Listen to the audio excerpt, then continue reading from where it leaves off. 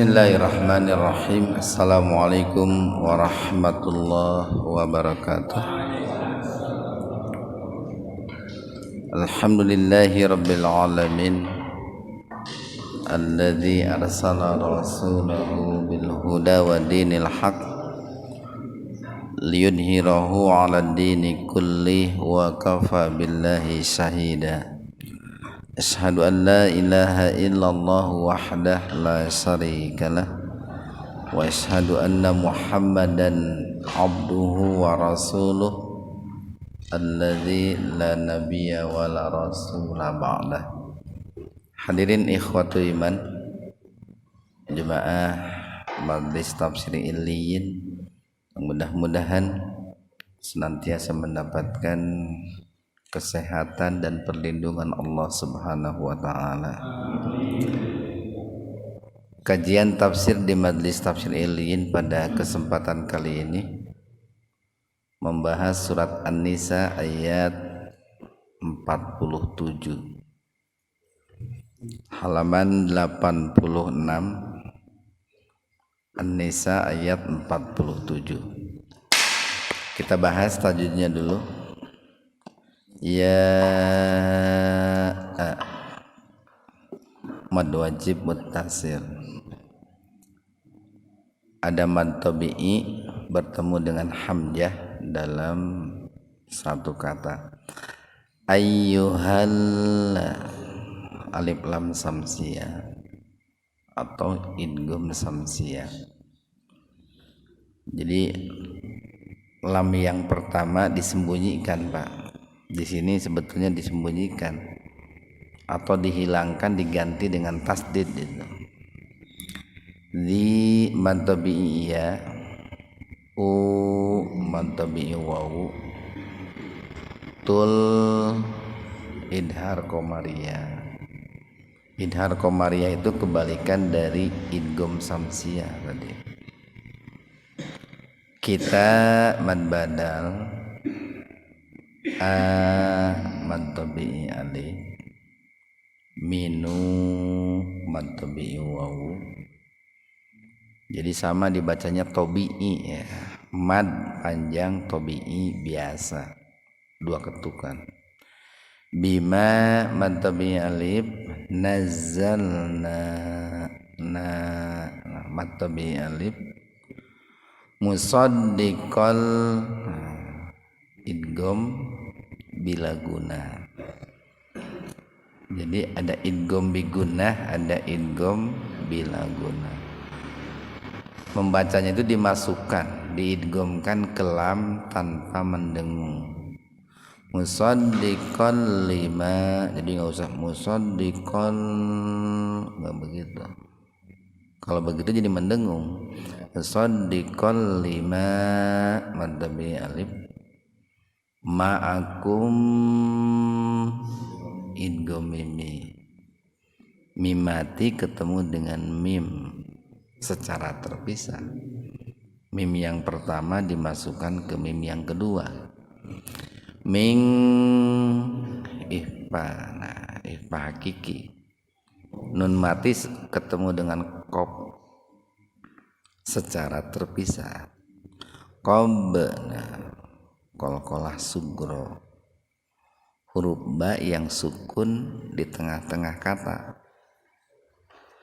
dipantulkan secara ringan. Min qab, an maaf ya, an idgham bigunnah. Nah itu yang tadi idgham bila gunnah, yang ini idgham bigunnah. Nun mati ketemu dengan nun secara terpisah. Nun yang pertama dimasukkan ke nun yang kedua dengan mendengung. An napa qalqalah sugro, huruf ta yang sukun di tengah-tengah kata. Wuju mad tabi'i wawu, hang ihfa hakiki. Ada yang menyebutnya ihfa abad. Fathatain ketemu dengan fa secara terpisah. Jadi betul-betul hakiki itu kan betul-betul dibaca ikhfa, dibaca samar. Hang fanaruddaha mad alif ala a majaiz munfasil. Mad badal ketemu hamzah secara terpisah. Jadi kalau bukan mad tabi'i, nah, dibacanya biasanya lebih panjang, Pak. 4 atau terkadang 6 ketukan. Nah, kayak ini nih. Ini luar biasa, bukan tabi'i jadi. Makanya mad jaiz munfasil. Ada qalqalah sugro. Pantulkan dalnya itu sedikit aja. Ba mad tabi alif riha a mad jaiz munfasil. Au nal'anahum idhar sapawi. Mim mati ketemu kaf secara terpisah, maka mimnya dibaca jelas itu, Pak. Kama mantabi alif la'anan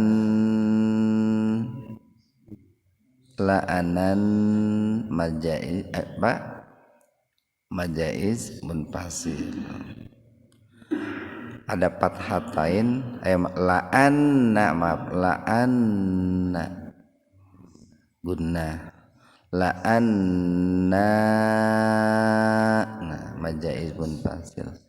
Asha mad badal bas idgham samsiyah. Biasanya kalau idgham samsiyah setelah huruf lam itu huruf setelah lam pakai tasdid biasanya. Itu ini, Pak. Kreativitas penulis Al-Qur'an gitu. Untuk memudahkan kita membaca gitu. Itu kalau ada waktu mas sekali-kali bagus itu kunjungan ke Pentashih Al-Qur'an. Ada di Jakarta ada. Ashabas sabt wa ka madbi alif amrullah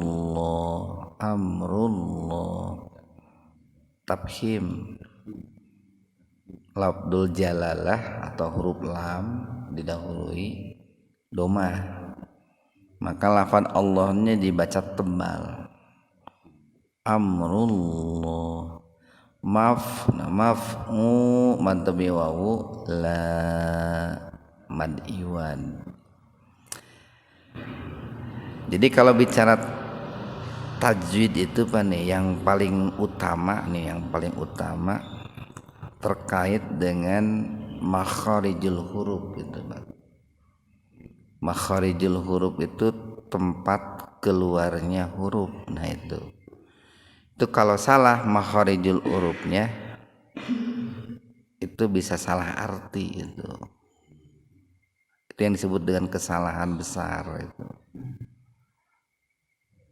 terkait dengan makharijul huruf.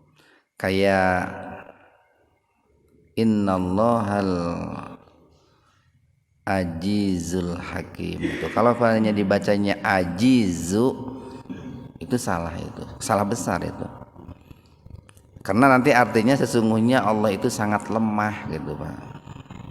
Kalau jim za ajizu, nah harusnya azizu zai gitu. Itu makharijul huruf kayak begitu, Pak itu. Tapi kalau kesalahannya itu dalam mad itu dibaca panjang atau pendek, itu biasanya tidak merubah arti itu. Kalau dibaca panjang dan harusnya dibaca panjang dibaca pendek, harusnya dibaca pendek dibaca panjang, itu biasanya nggak salah arti. Atau harusnya berhenti tidak berhenti, atau mestinya tidak berhenti malah berhenti, itu biasanya nggak salah arti itu. Jadi yang paling pertama itu adalah makharijul huruf. Atau mestinya dibaca ihfa gitu, dibaca idhar gitu. Mestinya dibaca idhar, dibaca ihfa. itu biasanya nggak salah arti, nggak menjadikan artinya salah. Makanya itulah kesalahan-kesalahan yang ditolerir itu kalau terkait dengan mad, ihfa, idhar, idgham itu masih ditolerir. Kalau makharijul huruf, nah itu bisa menyebabkan artinya berbeda. Kita lanjutkan nih. Di ayat 47 ini Allah Subhanahu wa taala berfirman, ya ayyuhan, wahai sekalian. Ini di Al-Qur'an itu Pak, ketika Allah mengawali firman-Nya dengan harfun nida, itu rata-rata menggunakan huruf iya itu. Ya, gitu. Padahal harfun nida itu banyak Pak. Kalau nggak salah ada 8. Ada a, ada ayu, ayah, ada, pokoknya mah ada 8. Tapi di Al-Quran itu hampir semua panggilan itu menggunakan ya itu. Kenapa menggunakan ya? Pertama, untuk menunjukkan kedekatan ya, kedekatan antara yang memanggil dengan yang dipanggil. Yang kedua, untuk menunjukkan adanya perhatian yang besar dari yang memanggil kepada yang dipanggil. Atau yang ketiga, menunjukkan adanya peringatan yang keras dari yang memanggil kepada yang dipanggil gitu. Nah, yang memanggilnya tentu kan Allah. Ini kan firman Allah. Jadi ya ayyuha, wahai sekalian. Ada ha di situ Pak tuh. Ha-nya itu sering kita katakan harfut tanbih itu. Huruf yang punya fungsi, punya tugas itu untuk memberikan peringatan gitu. Jadi Allah memanggil dalam rangka memberikan peringatan gitu. Kenapa Allah berikan peringatan gitu? Karena ada bahaya gitu. Ada bahaya yang apabila orang yang dipanggil itu tidak mengindahkan seruan Allah gitu. Nah, beda Pak antara nida dengan doa gitu. Jadi ada doa, ada nida. Doa itu biasanya dari yang lebih rendah kepada yang lebih tinggi. Nah, kita kepada Allah itu berdoa, memohon. Kalau nida itu biasanya disampaikan dari yang lebih tinggi kepada yang lebih rendah gitu, atau kepada yang sejajar. Seruan lah nida itu, seruan. Nah, di sini adalah merupakan nida Allah nih. Dalam kehidupan kita ini cukup banyak Pak seruan Allah itu. Ada seruan Allah itu yang kita diberikan kebebasan untuk memilih, tapi masing-masing ada resiko. Satu nih kayak seruan adzan itu Pak, seruan adzan itu nida itu Pak, panggilan Allah itu. Jadi ketika ada orang mengumandangkan adzan, hakikatnya dia itu sedang memanggil dengan menggunakan seruan Allah. Sekalipun barangkali suaranya teenakeun gitu, tapi itu seruan itu, nida. Dan kita di situ diberikan kewenangan mau menjawab seruan itu atau mengabaikan seruan itu. Cuman masing-masing ada resikonya itu, ada konsekuensinya. Atau seruan-seruan Allah dalam Al-Quran ini semuanya itu seruan Allah ini. Seluruh ayat Al-Quran itu seruan. Ada seruannya itu yang menggunakan harfun nida nih, kayak ya ayyuha gitu. Ada yang tidak. Tapi sekalipun tidak pakai ya ayyuha, hakikatnya seruan dari Allah. Kita pun diberikan kewenangan mau mengindahkan seruan Allah monggo gitu, mau mengabaikan juga monggo, cuman ada konsekuensinya. Nah yang ketiga seruan Allah itu adalah ketika manusia diseru menghadap Allah pada saat ajalnya tiba, itu diseru, itu ruh kita itu dipanggil oleh Allah. Dan kita tidak punya pilihan nih. Untuk seruan yang ketiga nggak punya pilihan. Mau tidak mau kita harus menghadap Allah. Suka tidak suka kita harus menghadap Allah kalau ajalnya sudah tiba. Nah maka sebelum seruan yang ketiga ini tiba, mestinya kita selalu mengindahkan seruan-seruan yang lain. Seruan Allah yang pertama kayak adzan gitu ya. Seruan Allah yang kedua kayak untuk zakat, puasa, haji bagi yang mampu, melaksanakan perintah-perintah dalam Al-Quran, itu seruan semua. Itu mestinya diindahkan sebelum datang seruan yang ketiga. Nah siapa yang diseru di sini? Alladzina yang gitu. Kita sering sampaikan dalam alladzina itu, ini ismul mausul nih. Ismul mausul itu kata sambung. Yang itu kan kata sambung, Pak. Biasanya karena yang itu kata sambung, menulisnya jangan gede, yang itu kecil aja. Tuhan, yangnya kecil, Tuhan yang Maha Esa. Karena itu kata sambung. Nah, di situ ada subjek menempel di sini nih. Siapa manusia? Yaitu orang-orang yang utul kitab, diberikan Alkitab. Ada yang menafsirkan adalah al-Yahud wan Nasara, orang-orang Yahudi dan Nasrani, maksudnya Taurat dan Injil. Tapi mayoritas ulama mengatakan bahwa yang diberikan Alkitab di sini adalah al-Yahud, orang-orang Yahudi. Nah jika muncul nih sebuah pertanyaan, kan para ulama mengatakan di Al-Quran Allah itu tidak pernah menyeru orang-orang kafir gitu. Tapi kok di sini Allah menyeru al-Yahud utul kitab itu. Kenapa Allah itu tidak pernah menyeru orang-orang kafir secara langsung dengan lisannya? Salah satunya adalah dalam rangka menjaga kemahasucian Allah gitu.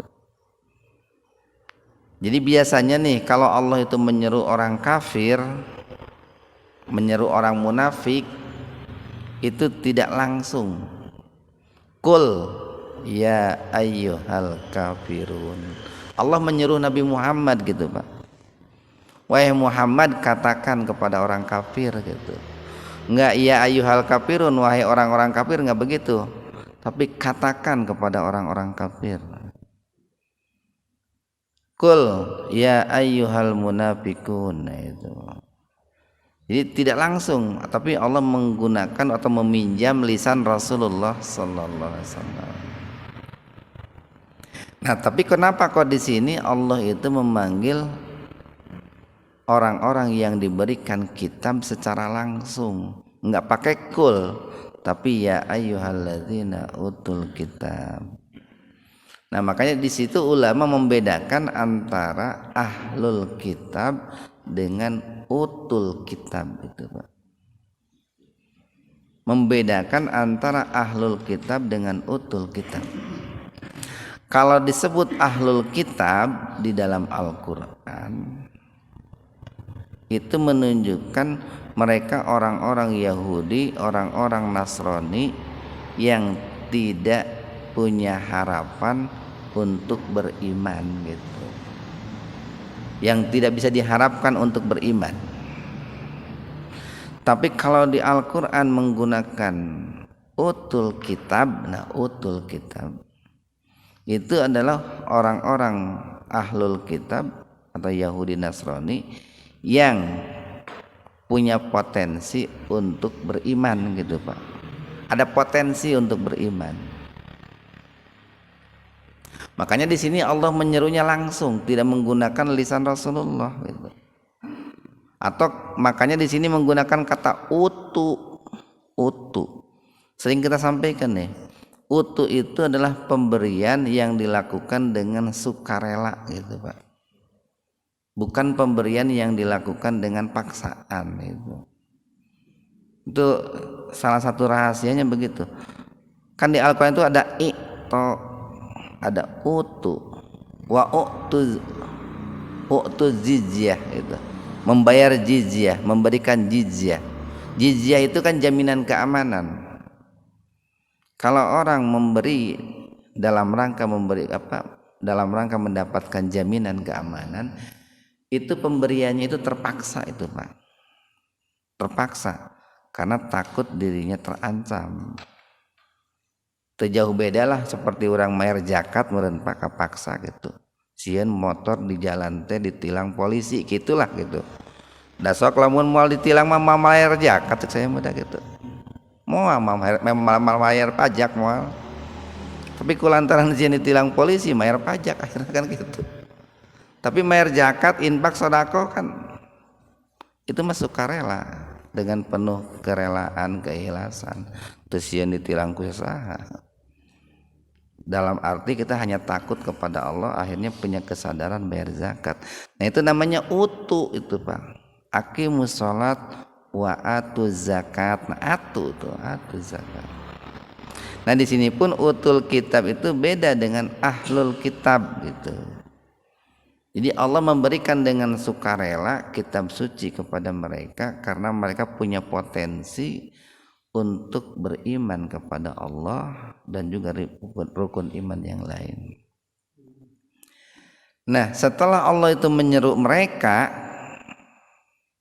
baru datang isi perintah gitu, isi seruan. Jadi kalau bicara panggilan, ada yang memanggil gitu Pak, ada yang dipanggil, ada isi panggilan gitu. Apa isi panggilannya itu? Aminu. Nah, berimanlah kalian, percayalah kalian, yakinilah oleh kalian, terbukalah kalian gitu Pak. Iman itu kan terbuka Pak. Kebalikan dari kafir. Orang kafir itu orang yang tertutup gitu. Tertutup dari al-haq, dari kebenaran Islam, kebenaran Al-Quran dan As-Sunnah. Sehingga karena tertutup hati, telinga dan penglihatan, akhirnya mereka tidak mau menjalankan perintah-perintah Allah, tidak mau menjauhi larangan-larangan Allah. Tertutup itu Pak. Tapi orang yang beriman, orang yang terbuka gitu, terbuka pendengarannya, penglihatannya, hatinya. Karena dia terbuka, dia bisa mendengarkan, dia bisa melihat, dia bisa merasakan, lalu dia bisa mengamalkan itu. Itu orang yang beriman kayak begitu. Jadi aminu, berimanlah kalian. Nah itu. Bima, terhadap ma apa. Maksudnya ma di sini maklil asya, sesuatu asya itu Pak. Sesuatu yang dimaksud adalah kitab suci. Kitab suci itu yang dimaksud di sini Al-Qur'an. Jadi wahai orang-orang ahlul kitab atau utul kitab, berimanlah kalian terhadap Al-Qur'an gitu. Nazzalna, yang kami turunkan itu, yang kami turunkan. Nah, di sini kata menurunkan menggunakan kata nazala. Nazala yunazzilu, bukan angzala yungzilu itu Pak. Beda nanti itu Pak tuh. Kalau angzala itu turunnya secara sekaligus itu. sekaligus. Kalau nazala bertahap, itu turunnya bertahap. Makanya kalau di Al-Quran itu seringkali Allah kalau bicara nurunkan hujan itu menggunakan nazala, karena hujannya itu Allah atur secara bertahap gitu Pak. Mayoritas begitu. Cuma lamun hujan apa langsung atau di langitnya dibedahkan rusak bumi bener. Nah, Al-Quran itu ada yang menggunakan angzala, ada yang menggunakan nazala. Dulu pertama nih, tahap pertama atau fase pertama Allah turunkan sekaligus itu dari Lauhul Mahfud ke Baitul Izzah langsung Pak, blog tuh satu Al-Quran. Baru dari Baitul Izzah langit dunia, dari langit dunia ke bumi kepada Rasulullah itu Allah turunkan secara munajaman, itu berangsur-angsur dalam waktu ya sekitar 22 atau 23 tahun. Nah itu nazala itu.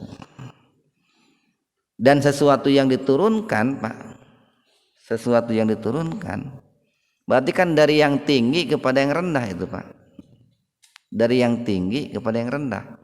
Bahkan Al-Quran itu diturunkannya bukan dari as-sama'u, tapi dari Lauhul Mahfud itu Pak.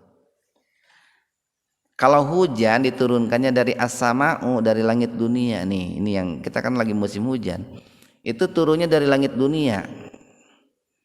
Yang dikaji lebih dalam karena menggunakan kata tunggal, as-sama'u itu kualitasnya di bawah as-samawat itu Pak. Baik itu segi ukurannya, baik itu dari sisi jaraknya, itu berbeda dengan as-samawat. As-sama'u itu lebih dekat gitu Pak, lebih kecil gitu. Nah hujan itu dari as-sama'u, wahyu itu dari as-samawat, di antaranya adalah Lauhul Mahfud. Jadi berimanlah kalian kepada Al-Quran yang kami turunkan secara berangsur-angsur dalam rangka atau karena bentuk kasih sayang Allah Pak. Coba lamun ayeuna Al-Quran langsung blok turun satu Al-Quran, kan bingung mungkin manusia Pak, bagaimana mempelajarinya, bagaimana memahaminya, apalagi bagaimana mengamalkannya. Atau kalau kita kaji nih Al-Quran ini dalam 1 minggu aja Pak, mungkin bingung beran Pak. Pas beres 1 minggu teh lain menang ilmu kalah para roho berarti. Naon tadi disampaikan teh gitu. Bertahap gitu ta. Musaddiqa, nah yang membenarkan, yang benar dan membenarkan. 5 li terhadap ma apa, ma'a bersama kum kalian gitu.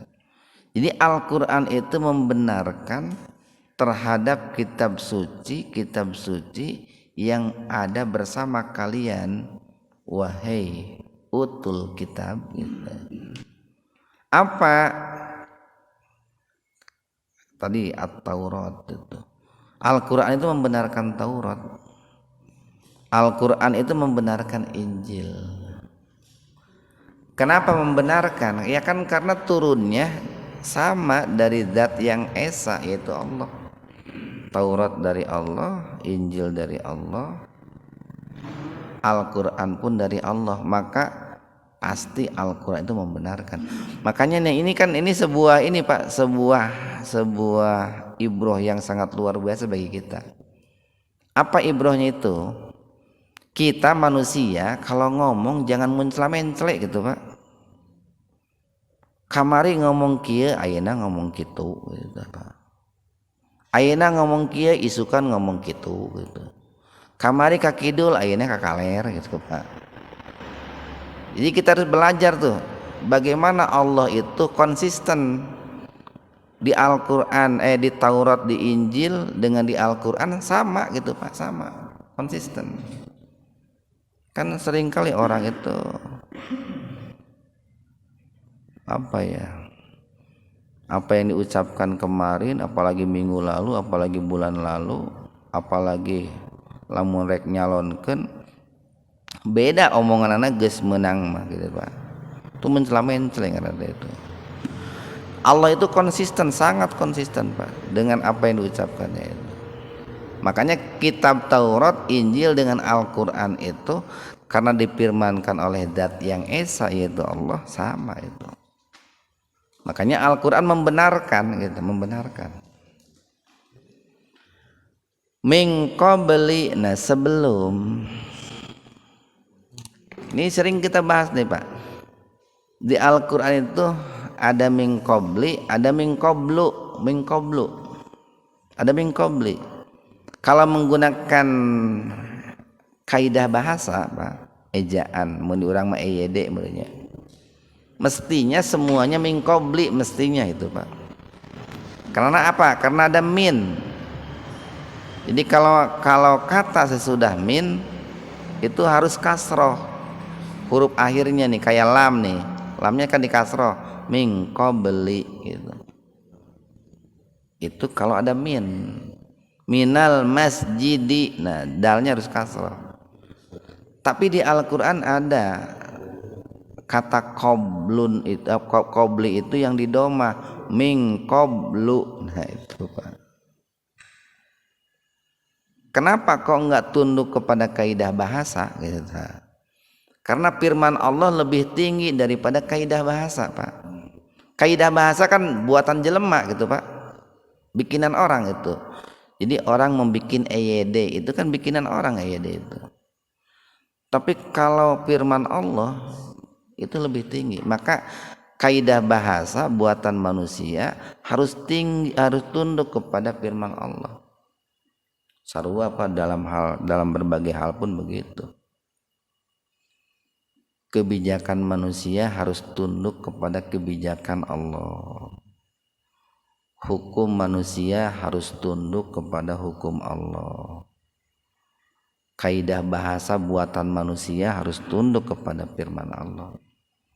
Makanya di sini nih menggunakan min qabli itu menunjukkan waktunya itu dekat. Qablu itu kan waktu itu Pak. Qabla duhur, ba'da duhur itu menunjukkan waktu tuh, zaman. Nah ini zamannya itu dekat nih. Min qabli, sebelum, annat misa, kami rubah. Artinya bahwa sanksi hukuman yang akan Allah berikan manakala orang itu tidak mengindahkan seruan Allah. Kan tadi ya ayyuha itu kan ada peringatan nih Pak.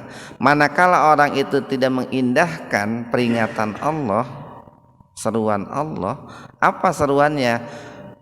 Mereka yang diberikan Alkitab itu harus beriman kepada Al-Qur'an. Kalau tidak beriman kepada Al-Qur'an dalam waktu dekat gitu Pak. Min qabli nih, dalam waktu dekat Allah akan merubah apa? Wujuhan itu, wajah itu. Nah di sini ulama ada apa? Multi tafsir itu Pak. Ada yang menafsirkan wujuh di sini betul-betul Allah merubah wajah mereka, merubahnya dalam bentuk yang lain gitu Pak ya.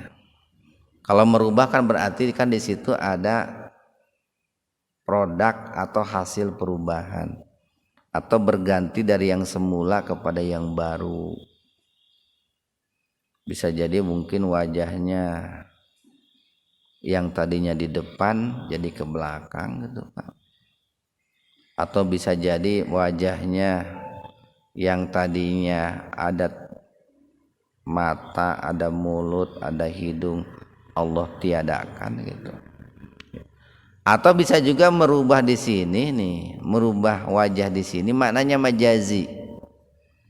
Artinya Allah menjadikan mereka adalah orang-orang yang divonis oleh Allah berpaling dari kebenaran gitu. Karena mereka sudah ditutup nih, sudah menutup pendengarannya, hatinya, telinganya dari Al-Quran, maka Allah tutup wajahnya itu. Panaruddaha fa'ma, kemudian kami ini kalau menggunakan itu kami itu Pak. Panaruddaha, kemudian kami, radun itu kan ini Pak, murtad itu Pak tuh. Murtad itu kan kembali ke belakang. Kemudian kami putar wajah mereka itu ala kepada adbariha. Adbar, dubur Pak, dubur. Naon dubur teh bujur. Adbar, dubur itu belakang kan. Kalau di Al-Quran biasanya dimaknai punggung gitu. Kemudian kami putarkan ya wajah-wajah mereka itu ala adbariha, ke punggung mereka atau ke tengkuk mereka.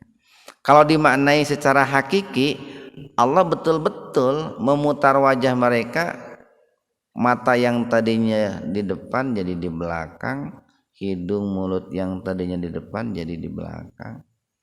Itu mana hakiki. Makna majazinya itu ya tadi, Allah betul-betul menjadikan mereka adalah orang-orang yang membelakangi Al-Quran dengan telinganya, dengan matanya, dengan hatinya. Nah ini ancamannya ini Pak nih. Ancaman bagi mereka orang-orang yang diberikan Taurat dan Injil manakala mereka tidak beriman terhadap Al-Quran. Karena begini Pak, orang yang beriman kepada Taurat pasti akan beriman kepada Al-Quran, pasti itu Pak. Kenapa pasti akan beriman kepada Al-Quran? Karena kan Taurat diturunkan Allah gitu.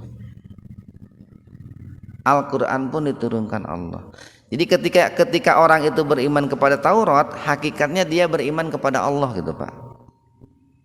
Ketika orang beriman kepada Injil, hakikatnya dia beriman kepada yang memfirmankan Injil, yaitu Allah. Maka mana mungkin orang itu beriman kepada Taurat tapi dia mengkufuri Al-Quran? Mana mungkin. Pasti akan mengimani Al-Quran. Jadi ancaman yang pertama tadi, Allah akan merubah wajahnya. Yang kedua, Allah akan memutarkan wajahnya ke belakang. Yang ketiga, atau nal'anahum, kami akan melaknat mereka, kami akan mengutuk mereka. Laknat itu apa? Laknat itu al-ibtiadu an rahmatillah, dijauhkan dari rahmat Allah, itu dilaknat itu Pak. Ini bukan main-main Pak, walaupun kayak kedengarannya sederhana. Dijauhkan dari rahmat Allah ini sebuah konsekuensinya sangat besar. Kenapa? Kan masuk surga itu karena rahmat Allah itu Pak. Orang tidak bisa masuk surga kalau tidak mendapatkan rahmat Allah. Maka orang yang dilaknat oleh Allah pasti tidak akan masuk surga. Karena kunci masuk surga itu kan rahmat. Penghalang masuk surga itu laknat itu. Jadi atau kami nal'anahum, akan melaknat mereka. Siapa? Tadi yang diberikan Alkitab itu, Yahudi Nasrani itu. Kama seperti la'anna. Ini nunnya memakai tasdid. Tadi nal'anahum enggak pakai tasdid itu Pak. Ini bukan bukan tanpa makna atau bukan iseng-iseng. Tapi nunnya pakai tasdid itu ada menunjukkan sebuah penekanan itu, atau menunjukkan bahwa peristiwa itu sudah terjadi. Seperti kami sudah melaknat, mengutuk siapa? ashabas sabt itu orang-orang Yahudi yang melanggar pada hari Sabtu. Nah itu nanti bisa dikaitkan dengan kisahnya orang-orang Yahudi di zaman Nabi Musa alaihi salam, yang mana mereka itu melanggar larangan Allah melalui lisan Nabi Musa di hari Sabtu. Kan Allah melarang mereka itu untuk menangkap ikan karena hari Sabtu itu merupakan hari suci. Jadi mereka diperintahkan untuk beribadah, tapi mereka malah melanggarnya. Bahkan mereka mensiasati Allah itu, mensiasati larangan Allah. Apa mensiasatinya? Mereka memasang jalanya itu justru hari Jumat, Pak. Hari Jumat.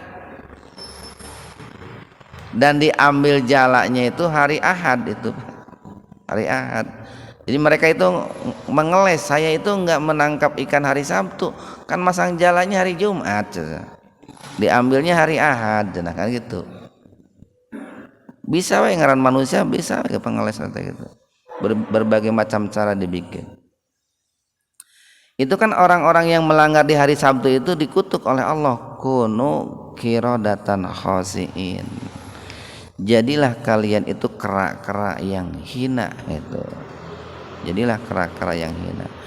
Dan itu pernah terjadi,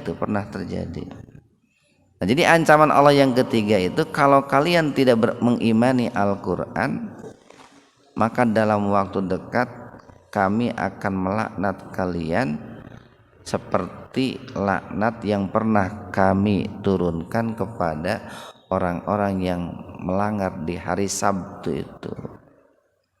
Wa kana, dan adalah amrullahi, keputusan Allah, ketetapan Allah, perintah Allah, maf'ula, pasti akan terjadi, pasti akan terlaksana, tertunaikan. Nah ini Pak, kan kalau ditujukan kepada kita nih Pak nih. Jadi walaupun ayat ini sebuah seruan yang di dalamnya peringatan bagi ahlul kitab Yahudi dan Nasrani, coba lebih bagusnya itu ditujukan kepada kita Pak, pada kita. Wahai orang-orang muslim gitu, berimanlah kalian kepada Al-Quran gitu. Imanilah Al-Quran dengan keimanan yang benar gitu, sebelum Allah itu merubah wajah kalian gitu.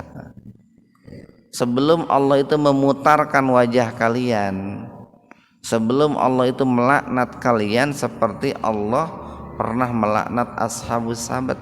Itu lebih bagusnya kalau belajar Al-Quran itu, ancaman-ancaman Allah itu bukan ditujukan ke orang lain, ditujukan kepada kita aja Pak, dalam rangka memperbaiki diri kita, sehingga kita punya niat, punya usaha yang serius untuk mengimani Al-Quran, baik itu perintah-perintah Allah ataupun larangan-larangan Allah. Kan banyak sekali barangkali perintah-perintah Allah, larangan-larangan Allah dalam Al-Quran yang masih diabaikan oleh kita umat Islam nih Pak. Tong boro-boro ku orang Yahudi Nasrani, oleh umat Islam saja mungkin masih banyak yang diabaikan itu. Nah, mudah-mudahan ada manfaatnya untuk kita semua. Subhanakallahumma wa bihamdika, asyhadu an la ilaha illa anta, astaghfiruka wa atubu ilaik. Assalamualaikum warahmatullahi wabarakatuh.